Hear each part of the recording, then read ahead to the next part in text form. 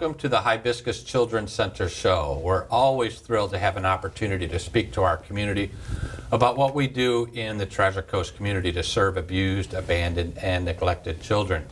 Today I have an opportunity to welcome two guests, Travis Walker. How are you, Travis? Excellent. How are you today? I'm doing great. It's always nice to get together and chat about our organization. Absolutely. So thanks for being here. Thank you.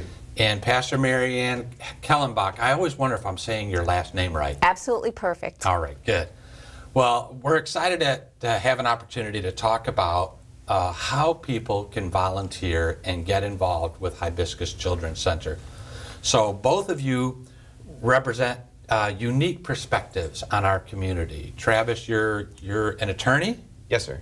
So tell me a little bit about that. Tell me about where you live and just kind of a general overview so our audience can know a little bit more about you. Sure, absolutely.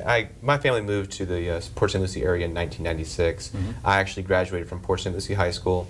I graduated from Indian River Community College and then graduated from Florida Atlantic University before I went off to law school.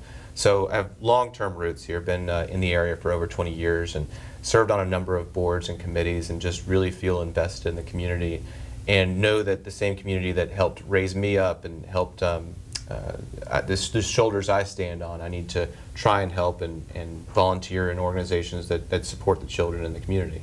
Gotcha. So you live here in St. Lucie County and you have a law practice, and where are those offices? Sure. I live in Port St. Lucie. The main office is in Stewart on Indian Street, but we do have satellite offices now in Fort Pierce and in Tallahassee. So Okay. we have a practice. We have five attorneys plus myself. That's 6, and we do a general civil litigation practice with real estate, family law, and probate and estate planning. So you're the example of a lifetime community member here in St. Lucie County, and so that's an interesting perspective. And Pastor Maryanne, you're not a lifetime member of St. Lucie County. So I'm not. Tell us, when did you get here? We arrived, my husband Carl and I, we arrived in 2013. Okay. And I am an ordained pastor in the Evangelical Lutheran Church in America, ELCA. So this was my first call here to begin a new congregation in the tradition area. So that's what brought us over here. And when we came over to see the area, we just kept pinching ourselves, saying, I can't believe it. This is where we're going to get to live. So that was really exciting. Prior to that, originally we're both from New York, grew up on Long Island, attended school on Long Island, and worked in Manhattan for many years in the financial services industry, starting up new products, everything from paper-based transactions on consumer and corporate payments to electronic. And then when I was 46, I went back to school and earned my Master of Divinity. Felt a very strong call to become a pastor. And we moved, at that time, we were living in Florida. My husband worked for a firm that was located in Florida. So we relocated to Florida, and then first call over here, and really excited. It's, my goodness, Port St. Lucie has everything that we could possibly want. Right. It's a beautiful community. Magnificent. It's really magnificent. So I can just imagine our audience, kind of listening to your, quick bios about, a lifetime community member and a new member, and how does that have anything to do with Hibiscus Children's Center? Why an attorney? Why a pastor? And we serve abused, abandoned, and neglected kids, and we've been doing that for over 30 years.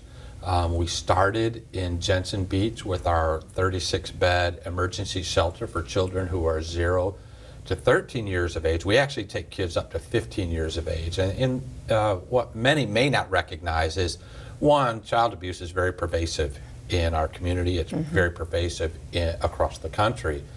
And so why would you have 0 to 15-year-old children together? And the answer to that is oftentimes children that are removed from their home, there are sibling groups. So you may have a 3-year-old, and you may have a 7-year-old brother, and you may have a 14-year-old sister. And so we don't want to separate those kids wherever possible. And then we obviously have a service in Indian River County at a place we call The Village, which is a 40-bed facility that's designed to take care of children 13 to 18 years of age. Actually, 18 is kind of the stopping point for us. So it's 17 and 395 days, and then they've got to move on once they're 18. And that's a very difficult population, dealing with teenagers who've experienced a wide array of abuses, whether it's physical, sexual, emotional, all of those kinds of things. And then in St. Lucie County, where you two reside, we just opened up a facility. And so that's our newest 6-bed operation called Sanctuary for Kids. And so you were a big part of that. So how were you involved in that 6-bed operation? Well, what happened was I was having coffee with a reporter who was doing a story about that sanctuary that was being built. Debbie Butler is the one that this reporter was meeting with. And so the reporter said, well, let me introduce the two of you. And then as soon as I heard all about Sanctuary for Kids, I said, how are you going to furnish the place? And Debbie told me how it was going to be furnished. And I said, well, what about things like toys and books and gifts and, you know, things that you're going to need, you know, plates and things like that. And she said, well, I'm not sure how we're going to do that. And I said, well, I have a thought. You know, Living Faith Church would love to host a housewarming baby shower. I'm going to call it a baby shower, but it's a housewarming. And at that time, we were renting Tradition Town Hall as the place where we were meeting for worship. And I said, we can open up the town hall on a Sunday afternoon. Let's invite the community to come and bring housewarming baby shower gifts. And so Debbie went, I said, register all the places you could possibly register that you would if you were doing a housewarming or a baby shower. And that's what she did. And then we posted it and put it out into the media, and we had people bringing in all sorts of gifts. It was absolutely wonderful. So we had a big party, and were able to provide, you know, furnishings and sheets and clothing and toys and books, and it was really, really fun to do. And then she, of course, invited the Toys R Us. Jeffrey the giraffe was there. She had face painting. It was just, it was absolutely fabulous for the community to be able to come. And then within Tradition, those communities that couldn't come, if someone couldn't come, they would gather gifts and someone would bring the gifts over. So it was absolutely wonderful. Well, that's a great story. And so Travis... And that's how we got involved. Right. And I wanted to transition to Travis just because when you think about being a volunteer, when we first introduced you to, you could be intimidated. You know, a community member could say, well, you know, I can't really be part of Hibiscus. You know, I'm not an attorney and I'm not a pastor. But just the way you outlined it suggests that there are a lot of ways to volunteer. You don't have to be a pastor. You don't have to be an attorney. But your role on our board is important because you're chairman of one of our committees, which is our directorship committee, which is just a nice way of saying you're responsible for finding people like Maryanne to join our board. So tell us a little bit about that role. Absolutely. So the directorship committee, our role is to find good candidates as directors for the governing board.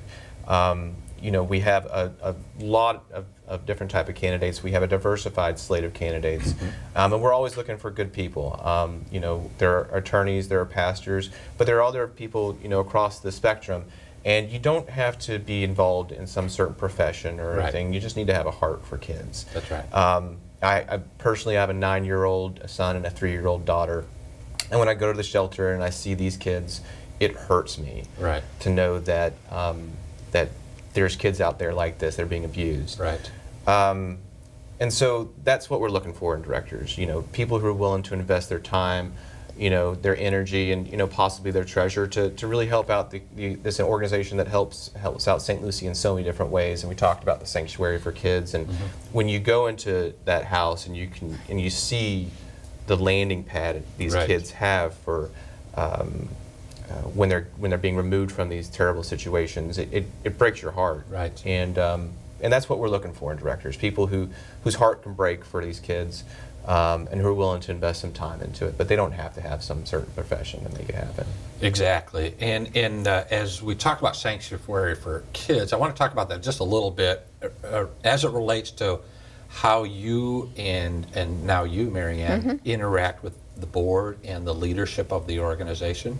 So let's imagine a time when Sanctuary for Kids was not something we were doing. We had Jensen Beach operations and we had Indian River County operations, but there was a discussion that took place about this opportunity to open up Sanctuary for Kids in St. Lucie County. That didn't just happen by itself. There was a whole board process.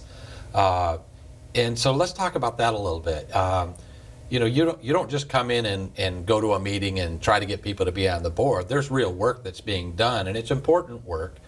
We didn't have a footprint in St. Lucie County, and yet many of the kids we serve are from St. Lucie County, and yet we either had to bus them to Jensen Beach or we had to bus them to Indian River County when they live in St. Lucie County. So let's talk a little bit about that process. So we came to you as a board and said, we'd really like to start this operation, and what happened next? Right. Well, and so my philosophy with regards to board governance is that we're the policymakers. We're not the operations. We're not the ones we're not doing anything other than setting policy for the organization and allowing the management and the staff to run it and do its job, and stay out of the way other than that. And then when great opportunities come about, such as the Sanctuary for Kids, we had to make a policy decision and then ran with it in order to make sure that really became effectuated. And so, from a board perspective, we started looking for funding sources. We started to find community partners.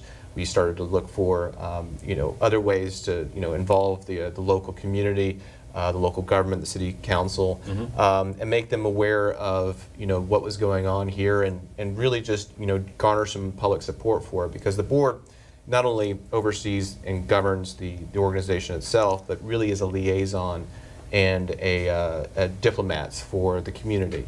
And so we go out to the community, we talk to the people who are in power in certain places, and work to make it a successful operation. Well, that's a good overview. Maryanne, as Travis has mentioned, there's kind of these roles that we take on. Governance and policy is kind of the one most people think about when they think about board participation. There are two others. One you've hinted at. The one that you didn't hint at is, you two are my bosses.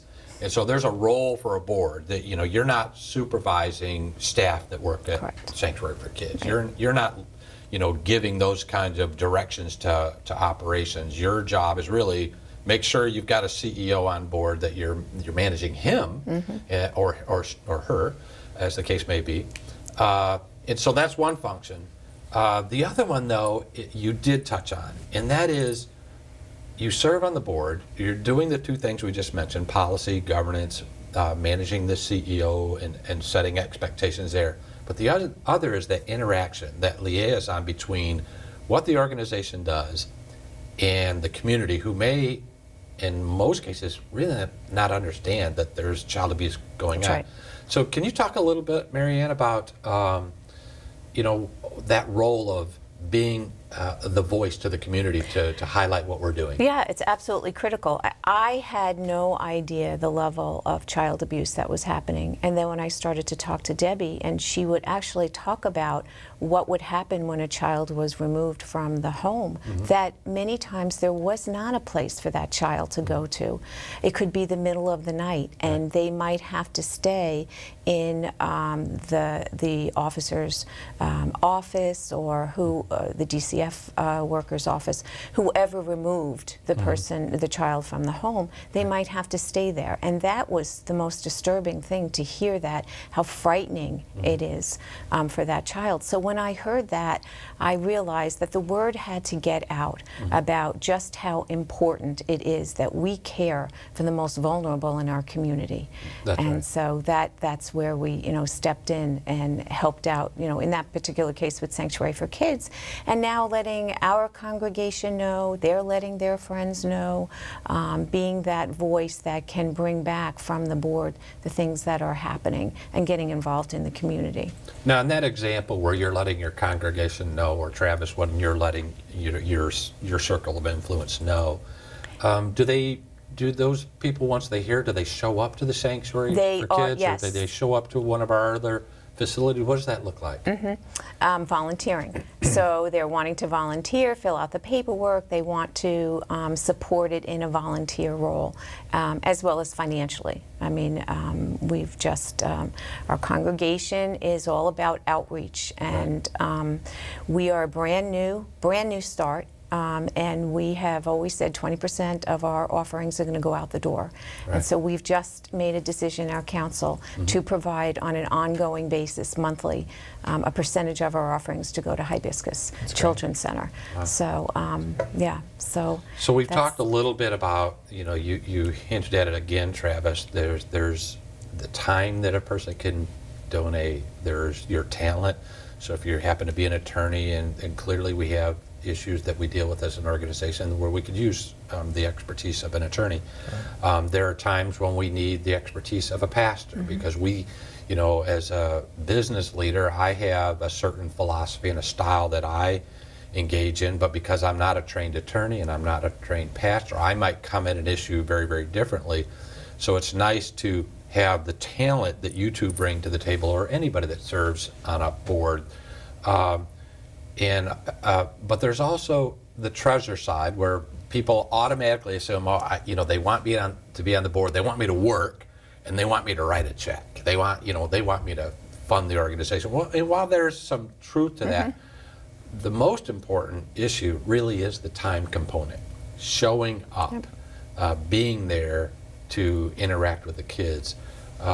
It's easy for our community, or even us who are in the child welfare space, to forget that a child just needs a hug. Yep. Yeah. That a child just needs reinforcement. You mentioned your two kids. The filter that we look through oftentimes is a filter that says every kid's the same. There's nothing bad going on in the world. Of course they wake up and they've got food to eat, and somebody's going to get them prepared for school. Somebody's going to reinforce their belief in themselves and their character, and they're going to say, I love you, before they go out the door. And that child knows that when they leave to go to school or go to an event, that mom and dad are going to be there at the end of the day. Yeah. That's not the child we're dealing with. No. We're dealing with children who've been let down by adults in almost every single case.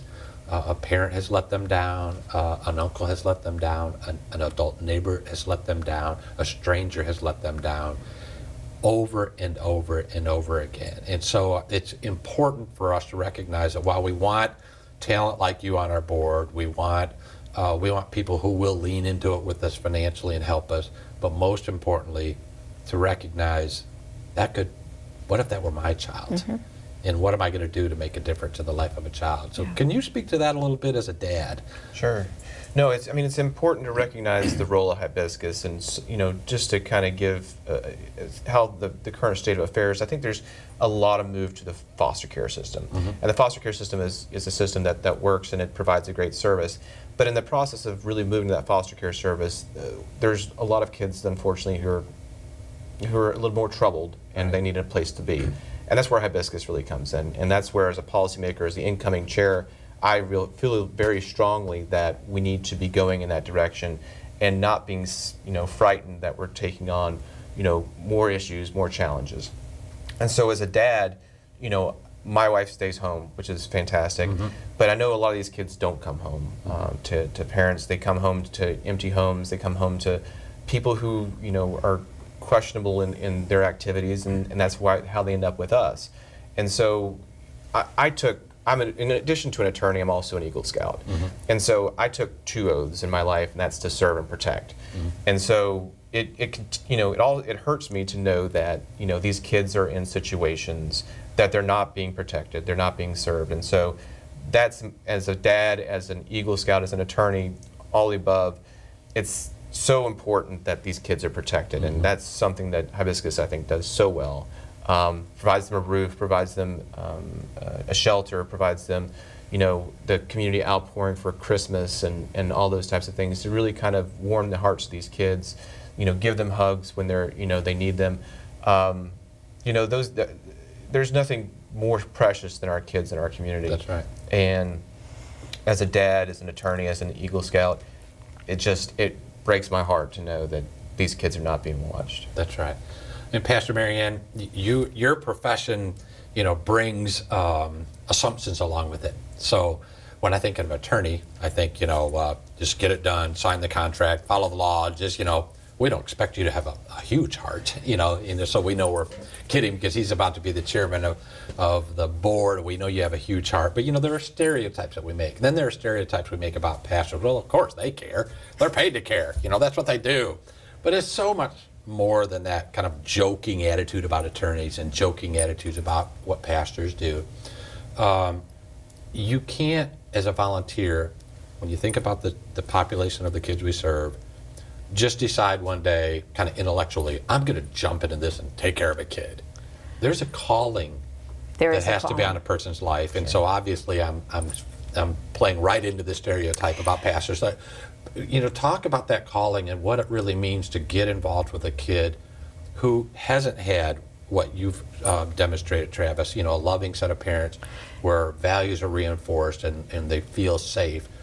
How do you exercise that call? You have to meet the child where the child is at and not make any assumptions at all about what this child has been through. That normal is not normal as perhaps I grew up is not the normal for this child. Right. This child's normal is very different, and this child may act out in different ways that you may say, well, that's not appropriate behavior, but it is appropriate behavior for what this child has been through. Exactly. And that's that whole, being in crisis. So you can't make any assumptions whatsoever.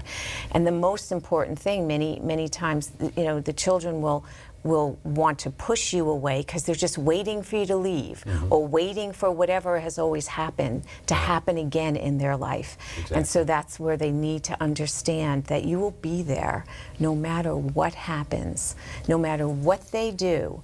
You will always be there. And you really have to have that kind of a heart to understand what these what we might see as behavioral issues are just a child expressing their fear, their doubt, and then once they're able to relax, whenever they are able to relax, they are just God's precious children. Yeah, that's exactly right. And it takes a village. Right. It takes a village. For whatever reason, the parents, the family, whatever crisis they're in, they're not able to care for this child right now. That's right. And what sorry to cut you off. That's okay. I want to touch on one other component while we have some time. You mentioned, the kind of complexity that the kids bring to bear. I'm not sure our community, Travis or Pastor Maryanne, recognizes just how much, by way of volume, how much child abuse is really going on. At Hibiscus Children's Center alone, we serve close to 2,000 kids every single year. That's a lot of kids in our community. I think there's a stereotype when you think about these kids that you think, well, there's that cute little redheaded girl or a blonde boy with blue eyes, and I'm gonna bring that child home. And what's really happening, in a lot of cases, that scenario does play out. That the cute little kid, whatever the definition of cute is, those kids get picked up in the system fairly quickly because they appear to be the child that's going to be easy to take home. And in your case, as an example, you've got 2 kids at home, so you bring a third child that's got a lot of challenges. You want to make sure that it's not going to have a negative impact on your kids at home. But if that scenario is correct, and it is, that the kind of the easy kids, the easier kids are placed in foster homes or adopted. What we're finding out is that leaves a very condensed group of children who are left that we pick up in places like Hibiscus Children's Center, at the shelter, at the village, that have a lot of problems. They've got a lot of psychological problems, a lot of behavioral health problems, a lot of mental health problems. And so it's a complicated child. And so I love your statement, Travis, about as a governing board, we have said we're not going to be afraid to take on a difficult child. That's what we're here for. If we don't take them, where do they go? Right. And you're in law enforcement as an attorney, and some of the negative consequences of a child that's been exposed to multiple abuse events is there's police involvement. And so sometimes we can be a little afraid of that as a company, to say, well, we don't really want to take a child where the police are going to get called frequently. But we've taken a different attitude, haven't we? We have, and I think Hibiscus truly takes the motto, no child left behind. That's right. We're not going to leave any child behind. One of the things that we didn't touch on much, I believe, is the clinical services. It's not only just providing a shelter, but also providing clinical services, helping these kids through this difficult period in their lives, to helping them transition back into, out of the shelter, and getting their life back together after it was ruined by somebody else. And Right.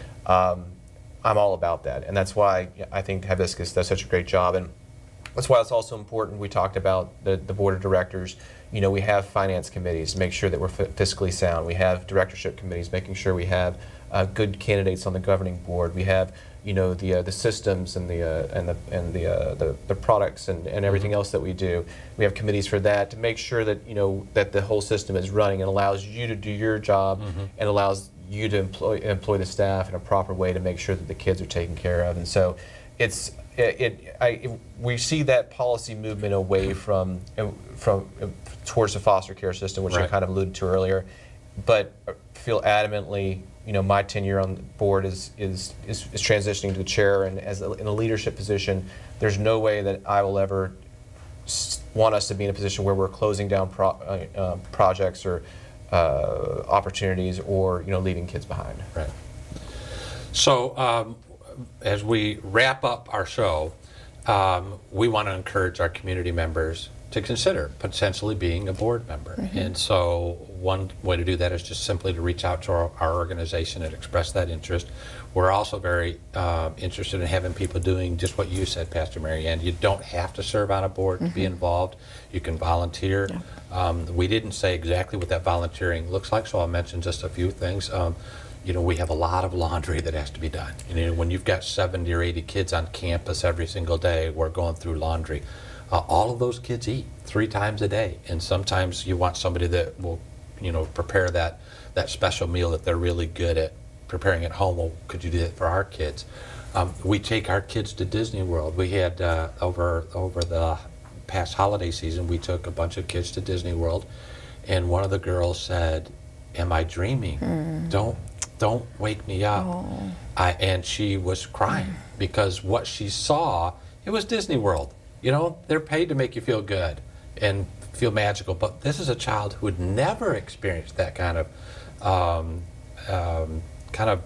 euphoric experience related to Disney, and we take it for granted because we all take our kids to Disney or our grandkids to Disney, but these kids don't get that. So we really want our community members to know, one, if you're interested in serving on a board, it's more than just having some pedigree and a checkbook. It's about, will you come and sit with a child? Sometimes volunteers just sit with a kid and hold their hand and just give them a hug. It's huge. And so I want to thank you two for being here and helping our community to better understand the opportunity to serve on a board like Hibiscus Children's Center, but more importantly, to get involved in our community. So thank you for being here. Thank you. Thank you. Thanks. And for any of you who are interested in possibly serving Hibiscus Children's Center in a board capacity, feel free to reach out to us and let us know. We're very interested in having people in our community engaged in what we do best, which is serving abused, abandoned, and neglected children. You don't have to serve on our board.